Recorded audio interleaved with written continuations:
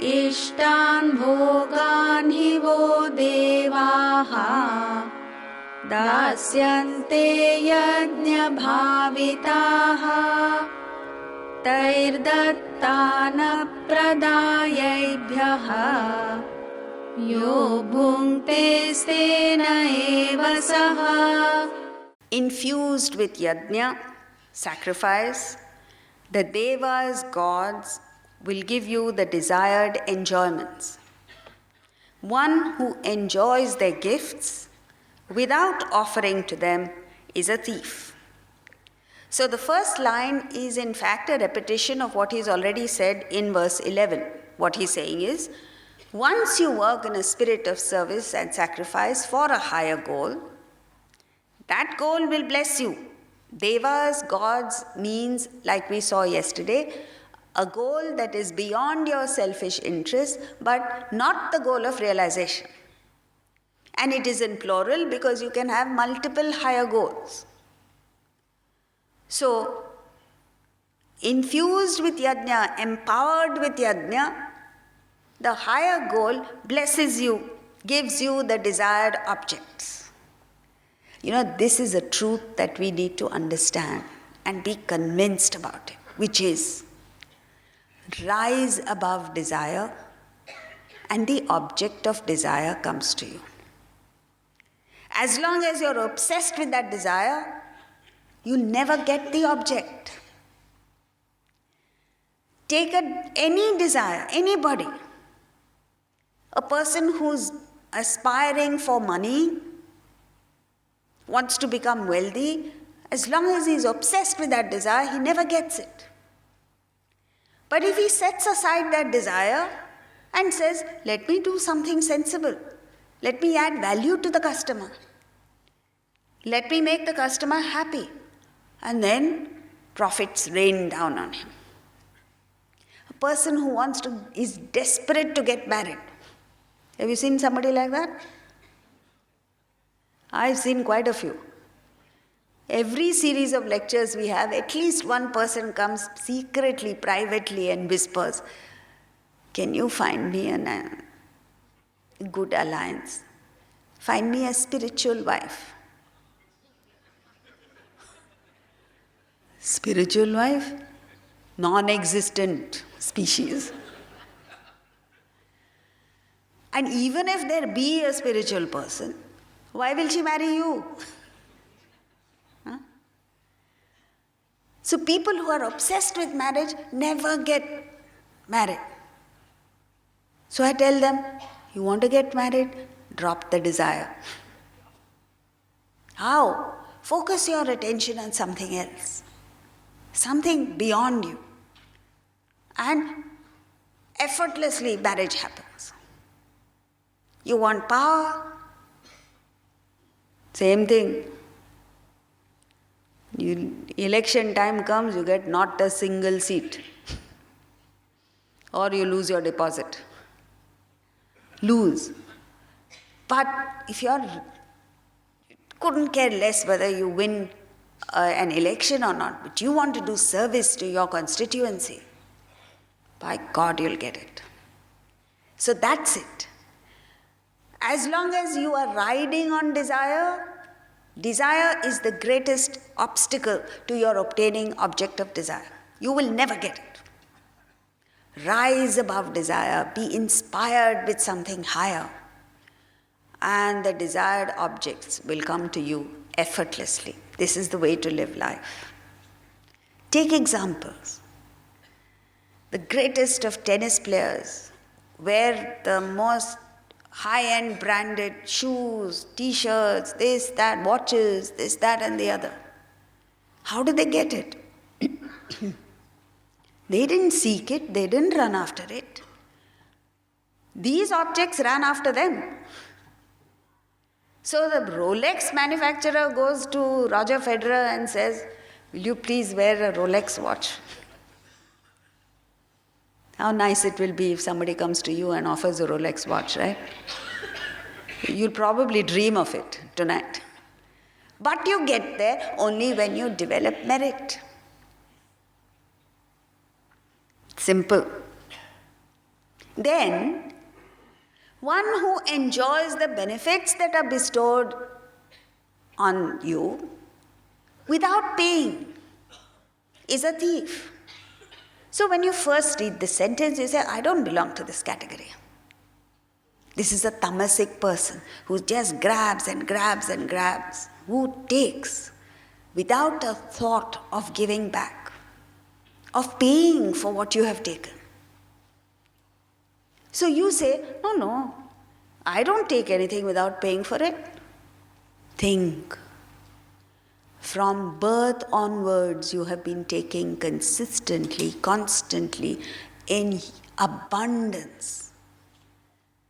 From nature, from society, from the system, without even being aware of it, leave alone the thought of repayment. Do we not all belong to this category of thief? The day you were born, oxygen was provided to you, and there has been a constant supply of life-giving oxygen to you right up to this moment. Have you paid for it? Are you aware that you're breathing in oxygen? Even when you're asleep, you're breathing. The day you were born, mother's milk was made available to you. The right proportion, the right nutrients, everything set just right so that you may grow and prosper. It's not just mother's milk, so many other things. Are you aware of it? Have you paid for it? You know, the sad part, sad or good, I don't know what to call it, is that you have been receiving, all of us have been receiving, plenty of things in abundance and an endless supply, continuous supply. Therefore, we don't understand. If only it were interrupted slightly, then you would understand the value of oxygen. So it's not just that oxygen is available, but your lungs have the capacity to effortlessly take in that oxygen. Effortlessly, there's an exchange of gases that takes place, and without your knowing it, you've already absorbed that oxygen into your system. Food that you eat, without thinking, you eat all sorts of food. Healthy, unhealthy, clean, unhygienic, street food, good quality food. And your digestive system digests it without giving you any problems. Don't you think you should be aware of it? Don't you think it's a tremendous gift that has been bestowed on you? This capacity to digest, which in the 15th chapter he calls Jatharagni. I can go on and on for the rest of the evening, but there must be an awareness of what you have received. Then, every act you perform will be an act of gratitude, of thanksgiving. You don't need to do great things. You don't need to do earth-shaking things. Simple things done wholeheartedly, sincerely, with all your being have an impact. Like when Shabari wanted to pay homage to Lord Rama as he passed. She was a poor tribal woman who had nothing. So she looked around and the only thing she could find is wild berries that were growing in the forest. She picked them and wanted to offer them to the Lord. But then the thought occurred to her, what if some of the berries are not sweet? So what she did was, in our culture, totally unacceptable. And that is, tasted every berry before offering it to the Lord. But Lord Rama did not reject it. He he also accepted wholeheartedly this devout offering of Shabari's, which liberated her. That is the point. Where is that and where is our attitude? What difference does it make? You will not prosper. Leave alone the system. Remember one thing, the system doesn't depend on you, however egoistic you may be. If your attitude is wrong, the system will eject you out of the system. Out you'll go. So you will be the sufferer, not the cause, not the system. Horace Greeley says the darkest hour of your life is when you plan to get money without earning it, without having worked for it. And all of us are planning that, isn't it? The moment there is an ad that says 60% discount, off you go. So that 60% you want without having paid for it.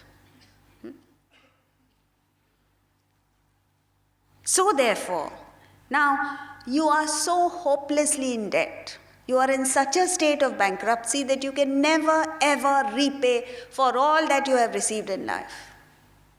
But at least you can give a token. Therefore, in the 9th chapter, he says, Patram pushpam phalam toyam. Patram, leaf. Pushpam, flower. Phalam, fruit. If you can't find any of that, toyam, a few drops of water. But it must be wholehearted. It must be with your being. So what you're offering is actually not the fruit and leaf. What you're offering is your entire being. Then you get purified. So, sacrifice your likes and dislikes at the altar of the goal and then see what magic happens.